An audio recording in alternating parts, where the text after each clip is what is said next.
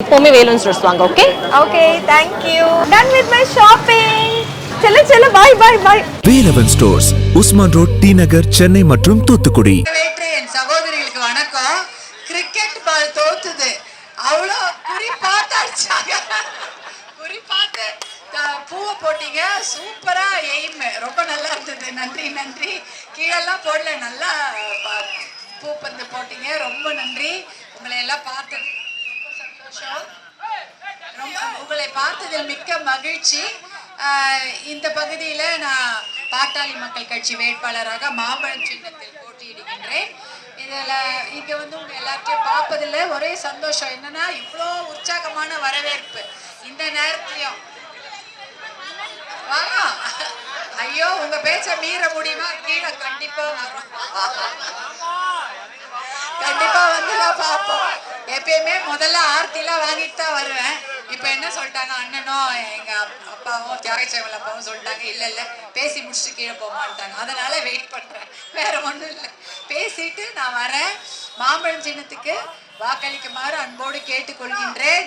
எல்லா நல்ல திட்டங்களையும் தந்தது மாம்பழ சின்னம் இல்லையா? எல்லாருக்கும் தெரியும். 108 ஆம்புலன்ஸ் அதை கொடுத்தது மாம்பழ சின்னம். தர்மபுரி அரசு மருத்துவக் கல்லூரி சாதாரண ஒரு மருத்துவமனையா இருந்தது, இன்னைக்கு எவ்வளவு பெரிய மருத்துவக் கல்லூரியாகி இருக்குது. அதுல சூப்பர் ஸ்பெஷல் டாக்டர்கள்லாம் நமக்கு வைத்தியம் பார்க்கறாங்க. இதையெல்லாம் தந்தது மருத்துவர் அன்புமணி அவர்களும்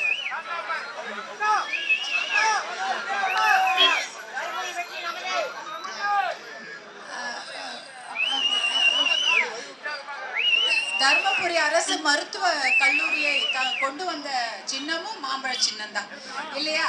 ஏன்னா அவர் அன்புமணி ராமதாஸ் அவர்கள் சுகாதாரத்துறை அமைச்சராக இருந்த போது தர்மபுரி மாவட்ட எம்பியா கூட அவர் கிடையாது. இருந்தாலும் தர்மபுரி நம்ம ஊரு, நம் மக்கள் அங்க இருக்காங்க, அவங்களுக்கு ஒரு மருத்துவ கல்லூரி வேண்டும் என்று போட்டு வந்த திட்டம். கேட்காமலே நல்ல நல்ல திட்டங்களை கொண்டு வந்திருக்கிறோம். அப்படி இருக்கும் பொழுது இப்ப தண்ணி வேணும்னு கேக்குறீங்க, அதை கொடுக்காம இருக்க முடியுமா? ஒக்கடேக்கல் கூட்டு குடிநீர் திட்டத்தை மருத்துவர் ஐயா அழுத்தத்தின் காரணமாக தான் கொண்டு வந்தாங்க. அதே போல தர்மபுரி காவிரி உபரி நீர் திட்டம், அந்த திட்டத்தையும் கொண்டு வருவதற்கு எவ்வளோ போராட்டங்கள் நடத்திட்டோம். இந்த 2 திட்டத்தையும் நம்ம கொண்டு வந்துட்டா தர்மபுரி மாவட்டம் பசுமையாக இருக்கும். அந்த திட்டங்களை கொண்டு வருவதுதான் என் வேலை. அடுத்தது நம்ம பசங்களுக்கு வேலை வாய்ப்பு. அந்த வேலை வாய்ப்பு எல்லாம் படிச்சுட்டு அவங்க எல்லாம் வெளியூர்ல வேலை செஞ்சுட்டு இருக்கிறாங்க. ஏன் தருமபுரி மாவட்டத்துல மட்டும் அந்த பிரச்சனை?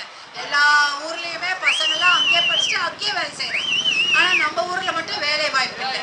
அந்த வேலை வாய்ப்பை வழங்குவது என்னுடைய அடுத்த குறிக்கோள்.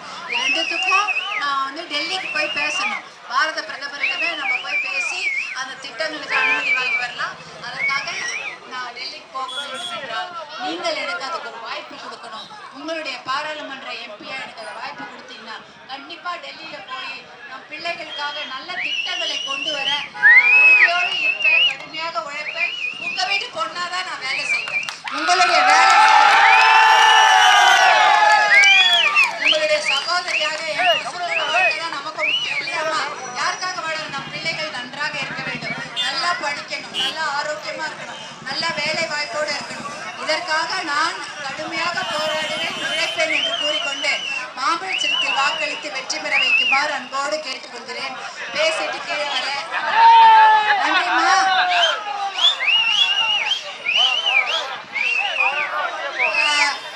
ஏப்ரல் 19ஆம் தேர்தல் நாள் காலையிலே போய் ஓட்டு போட்டுருவீங்களா? இல்ல வேலையெல்லாம் முடிச்சுட்டு தான் போய் ஓட்டு போடுவீங்களா? காலையில போட்டுருவீங்களா?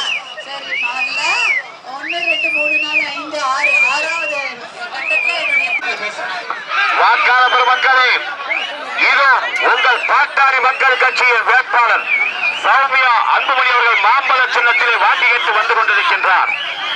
உங்களை நாடி உங்கள் இல்லம் தேடி வந்து கொண்டிருக்கின்றார். தாய்மார்களை பார்த்து கேட்கின்றார், அம்மா எனக்கு வாக்களியுங்கள் மாம்பழ சின்னத்தில் என கேட்டு வந்து கொண்டிருக்கின்றார். சகோதர சகோதரியை பார்த்து கேட்கின்றார், அக்கா எனக்கு மாம்பழ சின்னத்திலே வாக்களியுங்கள் என கேட்டு வந்து கொண்டிருக்கின்றார். உங்களில் ஒருவர்